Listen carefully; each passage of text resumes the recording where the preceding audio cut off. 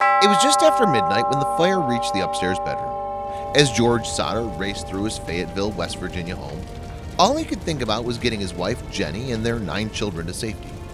But as the blaze grew and smoke rose to blot out the night sky, life for the Sodders would never be the same. Hello, wonderful people. I'm Scott Leffler for WonderBot. And here is 5 children disappear in a house fire. 20 years later, their family receives a cryptic letter. Before we begin, make sure to smash that like button, subscribe to our channel, and click the notification bell for more amazing videos.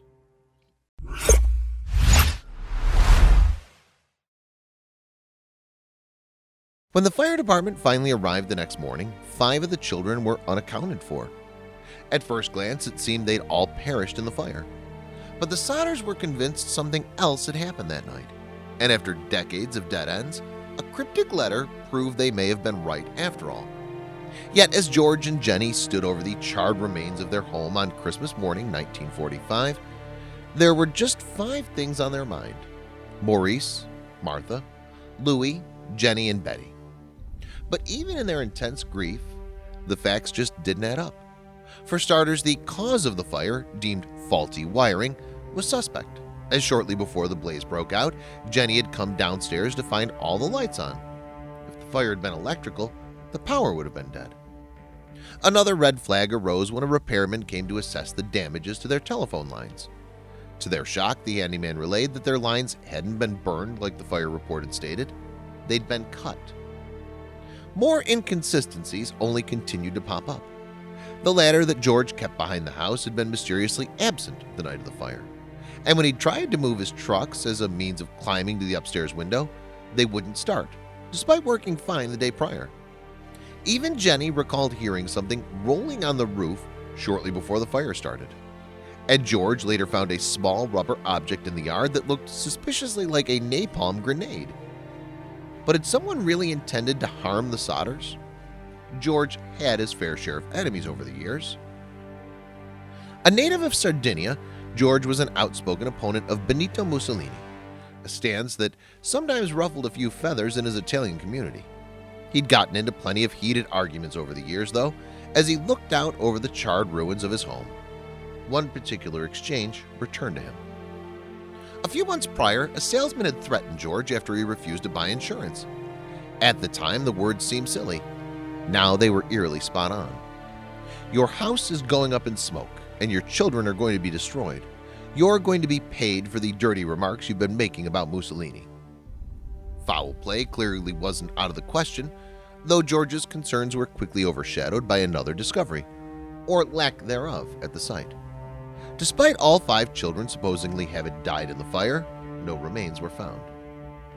Fayetteville Fire Chief F.J. Morris attributed this fact to the intense heat of the blaze, though strangely none of the home's appliances were burned beyond recognition. Doubting the authorities, Jenny went elsewhere for answers. Jenny consulted a local crematorium, learning that bones typically remain even after bodies are alight for 2 hours at 2,000 degrees. The Sodder home had burned for just 45 minutes. With evidence mounting, George and Jenny resolved that until the bodies were recovered, there was still a chance that their children were alive. They began canvassing nearby towns, soon discovering that there had been a handful of sightings of the missing 5 in the days after the fire. One woman claimed to have seen the children peering from a passing car while the fire was still in progress, and another said she actually served them breakfast at a rest stop some 50 miles west of Fayetteville. The most convincing account came from a guest at a hotel in nearby Charleston. According to the woman, she spotted 4 of the children alongside 2 men and 2 women of Italian extraction as they checked into a hotel around midnight. She tried to approach the children in a friendly manner, though the 4 adults refused to let them speak. Early the next morning, they were gone.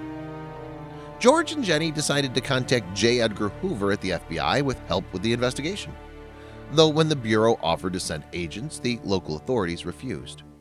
There seemed to be a strangely dismissive pattern among Fayetteville's law enforcement. Was there a conspiracy afoot? Suspicions grew after a private eye informed the couple that the insurance salesman that had threatened George had also been a member of the coroner's jury that deemed the fire accidental. They also learned that Chief Morris had hidden fake remains in the rubble in the hope of placating the Sodders into calling the investigation off. The prospect of the supposed conspiracy only seemed to confirm that the children were alive, spurring George onward as he traveled across the country, chasing one lead after the next. But each time he arrived in a new city on a new tip, the missing Sodders were nowhere to be found. Yet George and Jenny remained undeterred, erecting a billboard and offering a $10,000 reward for information leading to the recovery of their children.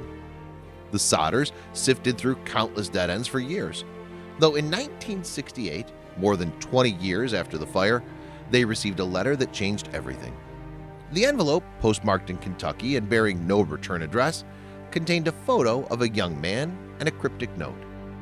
Louis Sodder, I love brother Frankie, Lil Boys, A90132 or 35. His resemblance to Louis, who was 9 when he disappeared, was uncanny, though upon sending an investigator to track the man down, he never returned. Time's running out for us, George said in an interview, but we only want to know if they did die in the fire. We want to be convinced.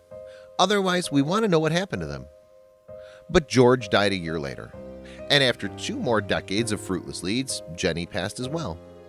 These surviving Sodder children took up the search in their stead, devising their own theories for what happened to their siblings on that fateful night. Trouble with the mafia was floated as a possible motivation behind a possible abduction, as George very well could have provoked the mob with his unspoken nature. If their siblings were still alive, there's a chance they never reached out in order to protect the family. Yet death ended this new wave of inquiry, as Sylvia Sodder, who was just 2 years old the night of the fire, is now the only surviving child of George and Jenny. She still continues to tell the story of that tragic Christmas Eve in 1945, hopeful that even 75 years later, her brothers and sisters may still be alive. And Sylvia is not hopeless in her search. With advances in investigation technologies, authorities are now regularly solving centuries-old crimes. Even masterful cover-ups are being exposed.